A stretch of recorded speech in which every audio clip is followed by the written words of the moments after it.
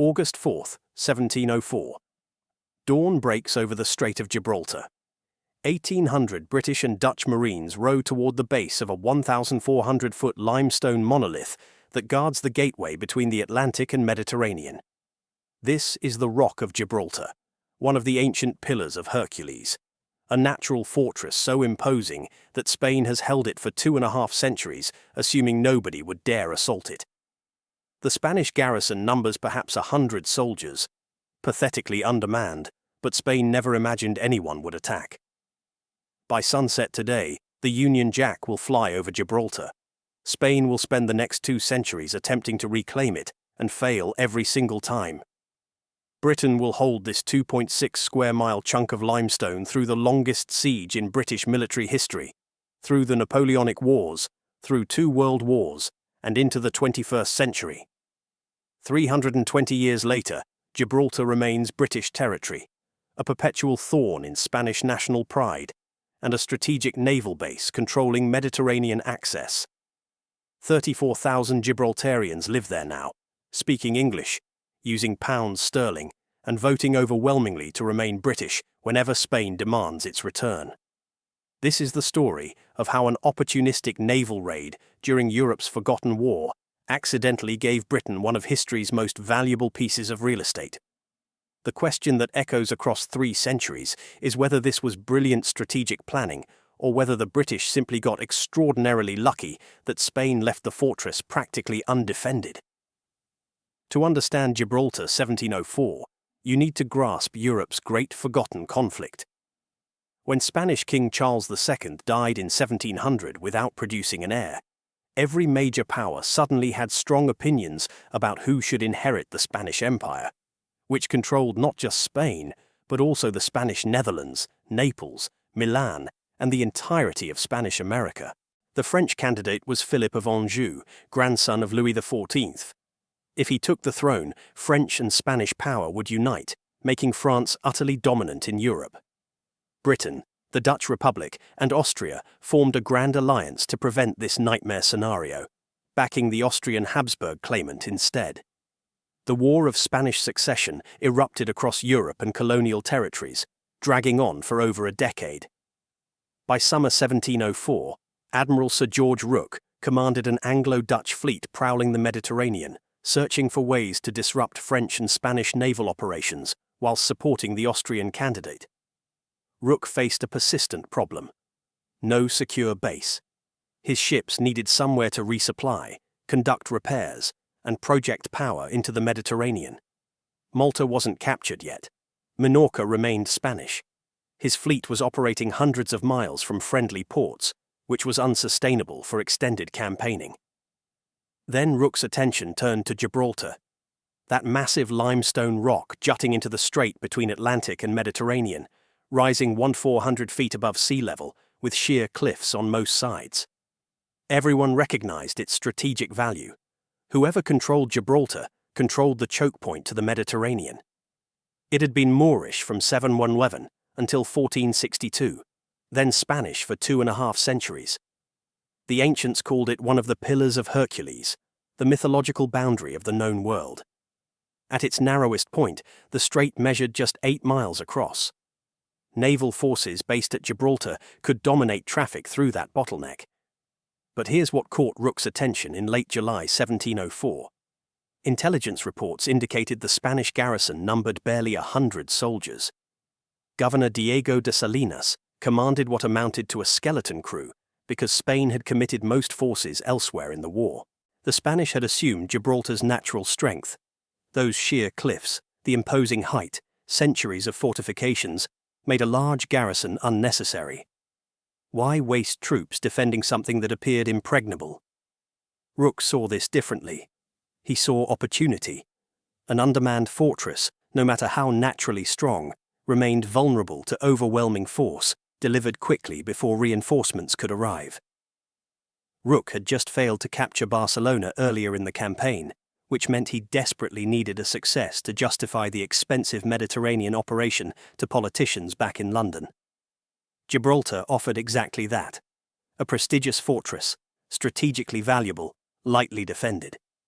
He could assault it with his fleet's marine contingent, supported by overwhelming naval gunfire, capture it within days, and present the government with a tangible victory. On paper, the mathematics were absurd. Approximately 1,800 Marines attacking a fortress that had stood for centuries. But when your attacking force outnumbers the defenders 12-1, and you've got 50 warships with hundreds of cannons providing fire support, the mathematics suddenly favor the attacker rather spectacularly. Dawn, August 4th. Over 50 English and Dutch warships approach Gibraltar from the bay, their gun ports open, crews at battle stations. Diego de Salinas watches from the fortifications and experiences the sinking realization that this is utterly hopeless. He commands, perhaps, 150 soldiers scattered across defenses designed for thousands. Rooke has 1,800 Marines waiting in boats, plus ship-mounted artillery that outnumbers and outranges everything Salinas possesses. The governor isn't a fool. He can count. The English warships open fire around 6 o'clock in the morning. Broadsides thunder across the water, the sound echoing off the rock itself. Spanish shore batteries attempt to return fire, but it's mathematically futile. Perhaps a dozen Spanish guns against hundreds aboard the fleet. The bombardment continues for hours, systematically destroying Spanish artillery positions. Cannonballs smash into medieval fortifications, never designed to withstand this weight of fire. The Spanish gunners fight bravely, but they're being suppressed by sheer volume. Every time they fire, 3 English ships answer with full broadsides. Around midday, the Marines begin landing on the western shore near the harbour area. Rowing boats beach on the sand and shingle, and English and Dutch troops establish a beachhead meeting minimal resistance. There simply aren't enough Spanish soldiers to defend every yard of coastline. Salinas had concentrated his forces on the northern defences, the land approach from Spain, because that's where conventional military wisdom said attacks would come. He never anticipated a major amphibious assault from the sea, because the harbour was supposed to be protected by shore batteries. But those batteries are now smoking ruins or abandoned positions. Prince George of Hesse-Darmstadt, a German prince fighting for the Allied cause, leads the marine assault toward Gibraltar town. His troops advance uphill from the beaches, moving through the lower town area, whilst warships continue providing covering fire over their heads. Some Spanish soldiers attempt to defend street by street, but they're being systematically pushed back by overwhelming numbers. The civilian population, approximately 4,000 people, takes shelter where they can. Most are non-combatants, with no desire to die defending against impossible odds. By mid-afternoon, Salinas opens negotiations. He's not surrendering from cowardice, but from cold tactical assessment. 150 men cannot hold an entire fortress complex against 1,800 Marines, supported by a fleet that can pound the fortifications into rubble. No Spanish relief force exists within days of travel. His options are die pointlessly achieving nothing, or secure honourable surrender terms that protect his men and the civilian population. He chooses survival. The terms are agreed by early evening. The Spanish garrison will be allowed to march out with military honours, drums beating, colours flying, a face-saving gesture recognizing they'd put up what resistance they could. Civilians are given a choice: stay under British rule or leave for Spanish territory. Most initially choose to leave, though whether this was voluntary or under pressure remains disputed in Spanish and British accounts. By sunset, the Union Jack flies over Gibraltar. The entire operation from first shots to formal surrender has taken 1 day. British and Dutch casualties are minimal, fewer than 100 by most accounts. Spanish losses are similarly light because Salinas wisely avoided suicidal resistance once the outcome became inevitable. Prince George is appointed governor, left with a garrison to organize defenses. He immediately grasps the obvious. Spain will attempt to retake this. The real test isn't capturing Gibraltar in a day. It's keeping it when Spain responds with everything they've got. Spain's response is immediate and furious. Losing Gibraltar after 5 centuries of Spanish control represents national humiliation on a scale that demands action. King Philip V personally orders its recapture regardless of cost. By October 1704, just 2 months after the British landing, Spanish and French forces, numbering approximately 5,000 troops under Marshal Tesse, besiege Gibraltar from the north. They bring siege artillery, begin mining operations to tunnel under the walls, and settle in for what they assume will be a grinding siege that starves the British into submission. But the British possess one decisive advantage that transforms everything. The Royal Navy controls the sea.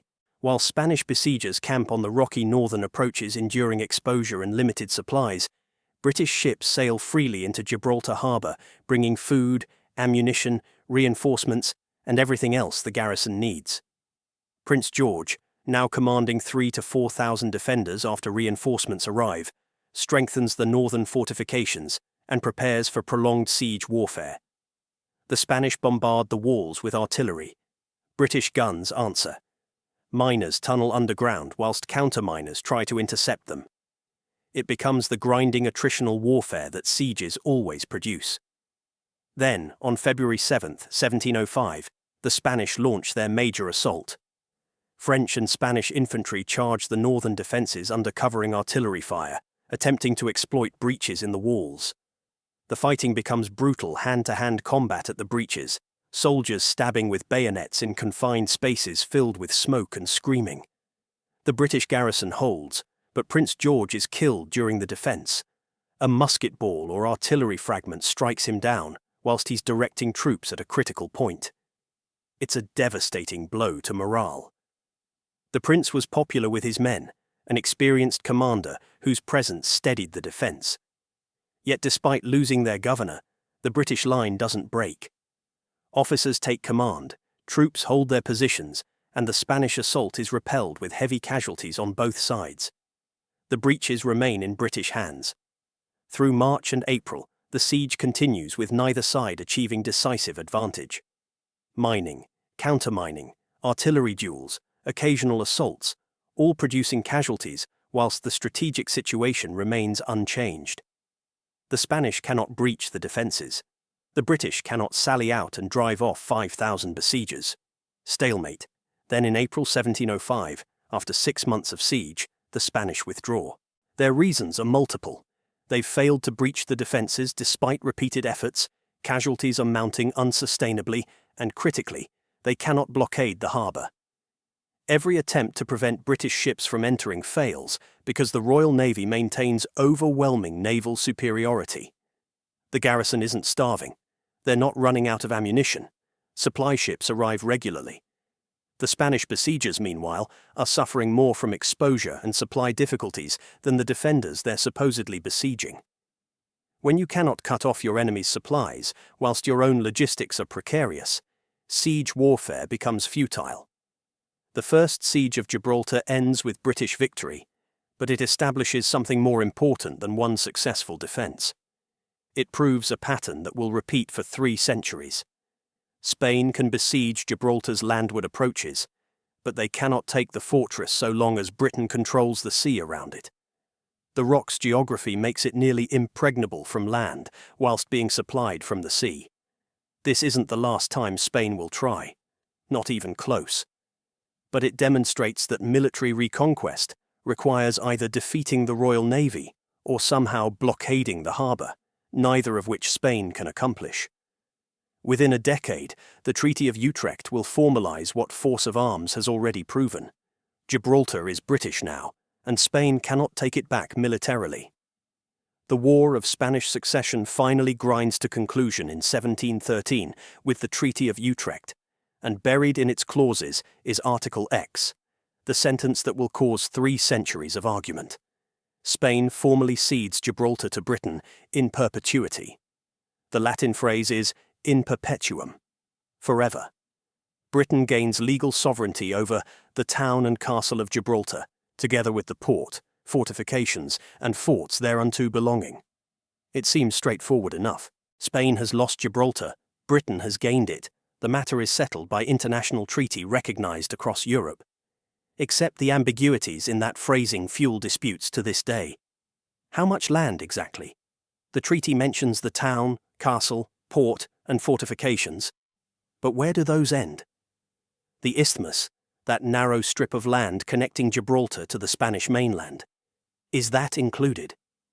Britain argues yes, it's necessary for fortress defense. Spain argues no, it wasn't explicitly mentioned in the cession. Territorial waters? Nobody in 1713 thought about nautical boundaries because maritime law hadn't developed those concepts yet. And there's a reversion clause. If Britain ever abandons Gibraltar, Spain has first right to reclaim it. Spain invokes that clause constantly, arguing Britain should return Gibraltar. Britain's position is they're not abandoning it, so the clause remains irrelevant. The British immediately begin massive fortification expansion.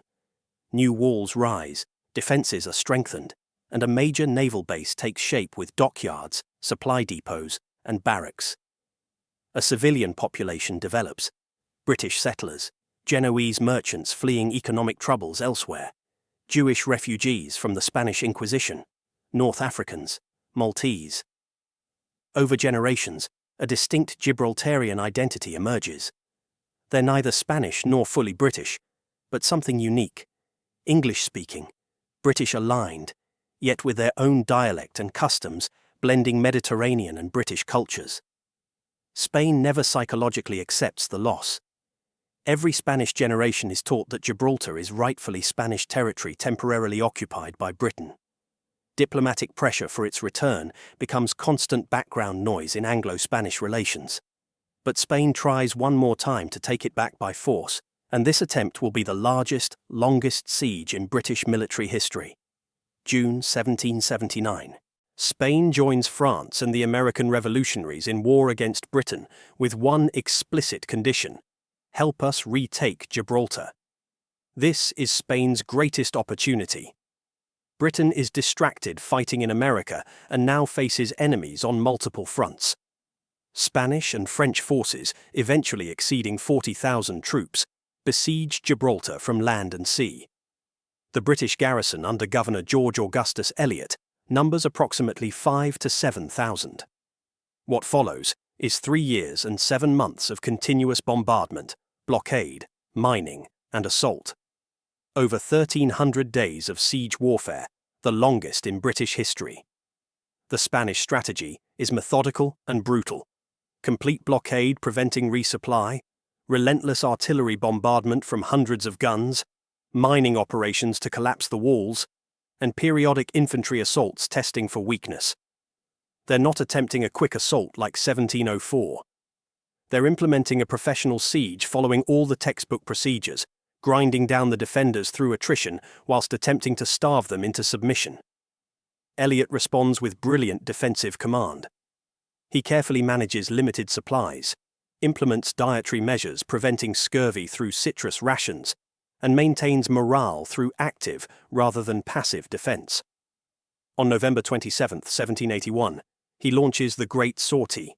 2,000 British troops sally from the fortress at night, raid Spanish siege lines, spike enemy guns rendering them useless, burn equipment and supplies, then withdraw with minimal casualties before Spanish reserves can respond. It's a statement. This garrison isn't sitting passively waiting to be starved out. But the climax comes on September 13, 1782, and it will be spectacular. September 13, 1782. The Spanish deploy their ultimate weapon, 10 floating batteries, specially designed by French engineers to be the siege's decisive stroke. These aren't ordinary ships. They're purpose-built armoured vessels with sides of thick timber and cork that are supposedly fireproof, mounting heavy guns for close-range bombardment. The plan is simple.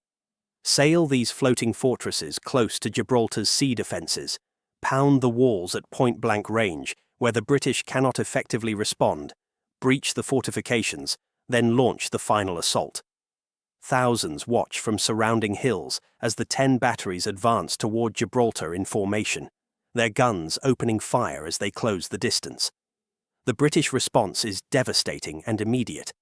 They've prepared red-hot shot, cannonballs heated in furnaces until they glow red, then carefully loaded and fired into the wooden ships.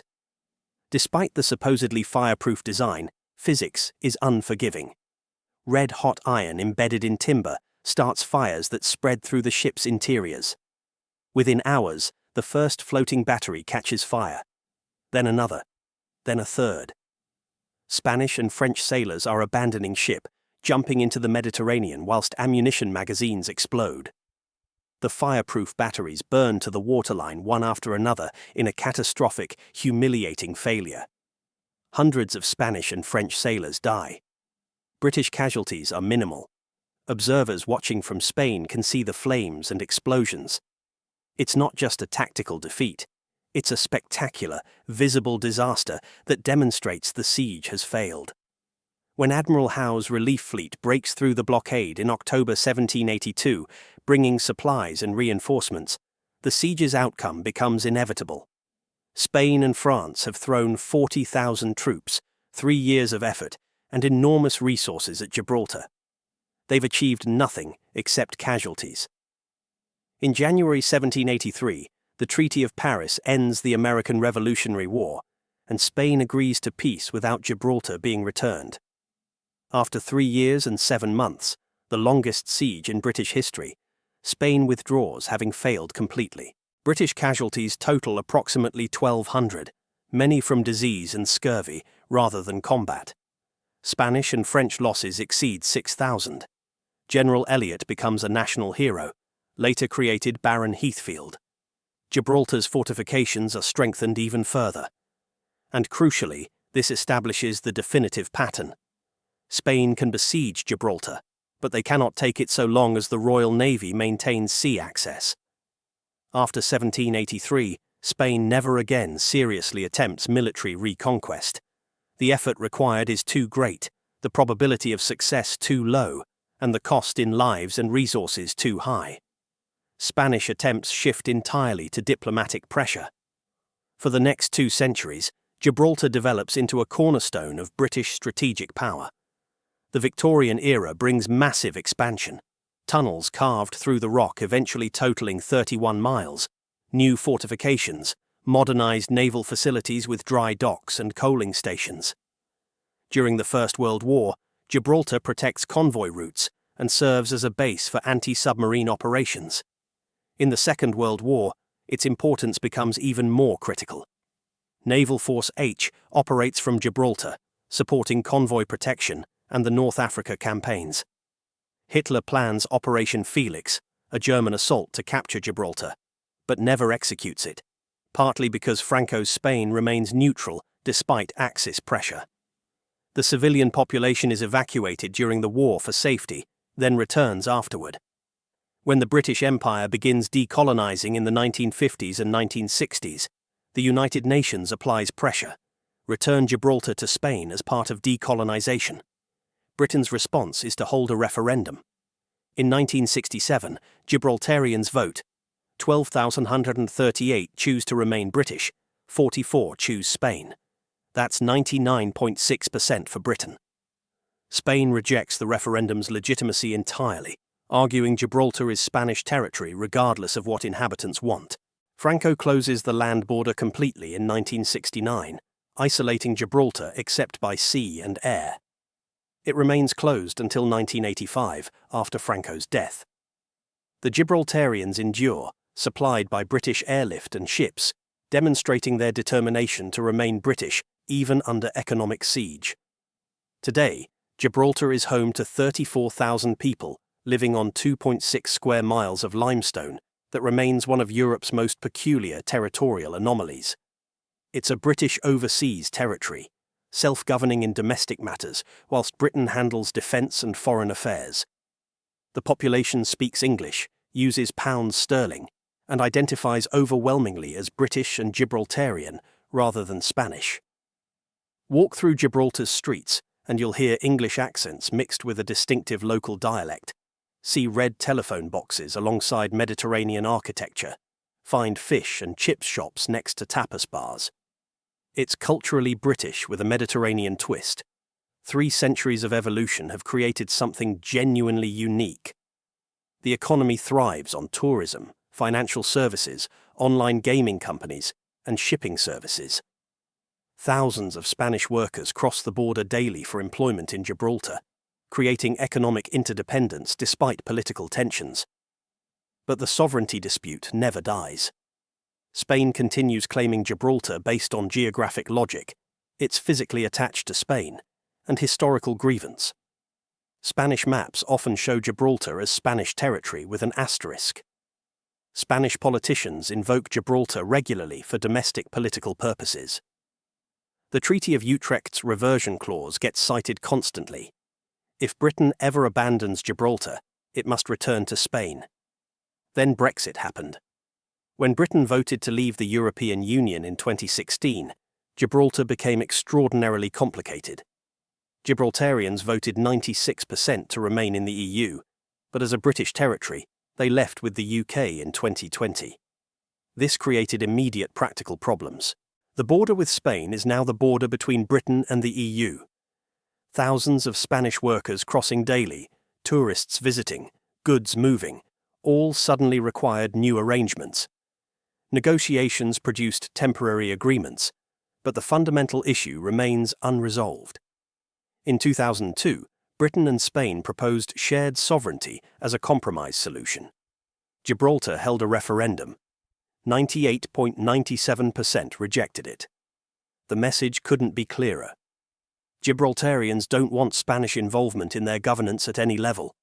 The British government's position respects this. No sovereignty change without Gibraltarian consent. Spain's position dismisses this entirely. Gibraltar is Spanish territory whose inhabitants' preferences are irrelevant to sovereignty questions. Why does this matter beyond a small territory most people couldn't locate on a map? Because Gibraltar represents competing principles that have no easy resolution. Spain argues territorial integrity. Gibraltar is geographically part of Spain, was Spanish for centuries, and should be returned based on decolonization principles. Britain argues self-determination. 34,000 people live there, who've repeatedly, overwhelmingly voted to remain British, and their wishes matter more than historical claims. Both principles are legitimate in international law. Both have strong moral arguments. Neither side is simply wrong. Compare Gibraltar's strategic value across centuries. In 1704, controlling the strait meant controlling Mediterranean access for sailing navies. During the Victorian era, Gibraltar became vital for the route to India via Suez. Through 2 world wars, it protected convoys and projected naval power. Today, honestly, its pure military value is reduced. Modern naval power projects differently than in the age of sail. Aircraft carriers don't require Gibraltar's harbour the way Nelson's fleet did. Suez handles more critical global shipping. But Gibraltar still provides value. An RAF base, signals intelligence facilities, monitoring Mediterranean traffic, counter-terrorism operations, NATO contributions. More importantly, it represents British global reach beyond Europe and holds symbolic value far beyond its military utility. For Gibraltarians themselves, this isn't about strategy or history. It's their home. 300 years of British rule have created a population that considers itself British by culture, language, and identity. They fear Spanish sovereignty would destroy their distinct culture, impose a different political system they never chose, and fundamentally change their way of life. Self-determination means their voice should matter most. So how did an opportunistic naval raid in 1704 give Britain a territory it still holds 320 years later? Admiral Rooke saw weakness, Gibraltar defended by a 100-man garrison, and exploited it with overwhelming force. 1,800 Marines supported by 50 warships captured one of Europe's great fortresses in a single day. It wasn't brilliant grand strategy. Rooke didn't envision Gibraltar becoming a cornerstone of British Mediterranean power for 3 centuries. He saw an easy target during a frustrating campaign and took it. The British government wasn't even certain initially whether they'd keep it or use it as a bargaining chip in peace negotiations. But the Treaty of Utrecht made it permanent, and geography did the rest. Gibraltar's position controlling the strait, combined with British naval supremacy, made it essentially unassailable. Spain tried to retake it militarily 3 times, 1704-05, briefly in 1727, and the Great Siege of 1779–83. Every attempt failed because Spain couldn't solve the fundamental problem. You cannot starve a garrison that's being supplied by sea, and you cannot blockade Gibraltar whilst Britain controls the waters around it. After 1783, military reconquest became recognized as impossible, so Spanish efforts shifted entirely to diplomatic pressure that continues today. Was this strategic genius or lucky accident? The honest answer is both. Rooke's opportunism in 1704 was tactical rather than strategic. He needed a victory and saw an opportunity. But once captured, Britain defended Gibraltar brilliantly. The Great Siege showcased this. General Elliot's defensive command, the red-hot shot destroying floating batteries, the Great Sortie demonstrating active defense, maintaining morale through 3 years of siege. That wasn't luck. That was professional military competence under extreme pressure. The diplomatic lesson is sobering. Treaties don't end disputes when the losing party never accepts the loss. Spain legally ceded Gibraltar over 300 years ago in a treaty it signed and which European powers recognized. Yet Spain has never psychologically accepted it. Every generation of Spaniards is taught Gibraltar should be Spanish. The dispute continues despite legal clarity because national pride and historical grievance don't respect treaty obligations. This creates an intractable situation. Britain won't return Gibraltar without Gibraltarian consent. Gibraltarians overwhelmingly refuse Spanish sovereignty, and Spain won't abandon its claim. But here's the complication that modern discussions often ignore. 34,000 human beings live on Gibraltar. They're not British colonizers. They're people born there, whose families have lived there for generations, who've developed a distinct culture over 3 centuries. They speak English, identify as British and Gibraltarian, and have voted repeatedly, 99.6% in 1967, 98.97% in 2002, to remain British. Self-determination is a fundamental principle in modern international law. You cannot simply return people who don't identify as Spanish and don't want Spanish sovereignty. Their voice matters. What does the future hold? Military conflict is unthinkable. Britain and Spain are NATO allies, modern European democracies, and economic partners. Spanish military conquest is impossible given British commitment and Gibraltarian resistance. Negotiated sovereignty change is unlikely because Gibraltarians refuse it and Britain respects their wishes. The most probable outcome is the status quo. Gibraltar remains British whilst Spain continues diplomatic pressure.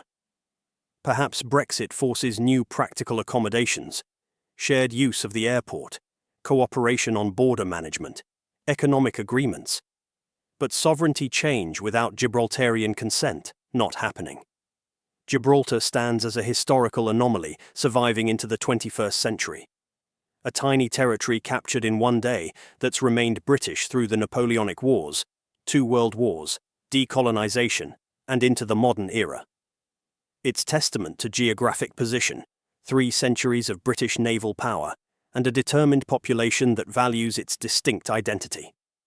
One day's opportunistic action in 1704 created consequences lasting over 3 centuries. The Rock endures, and likely will for the foreseeable future, because sometimes the most consequential moments in history aren't the most strategically planned. They're gambles that work, and then become permanent through determination and geography.